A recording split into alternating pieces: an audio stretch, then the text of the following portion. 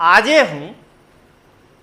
degree ચોર ફાંકા ફૌજદાર કેજરીવાલ સામે 75 degree નમવાવાળા ગોપાલને એ challenge આપું છું કે જો તમારામાં તાકાત હોય અને જો તું લોકપ્રિય નેતા હોય તો હું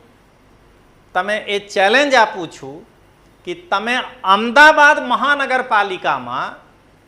કોઈ પણ એક બેઠક ઉપર જો ચાલે તો હું જે વિધાનસભા વિસ્તારમાં રહું છું એમના ઉપર સાબરમતી વિધાનસભાથી ચૂંટણી લડીને પોતાના ડિપોઝિટ બચાવીને તમે દેખાડી દે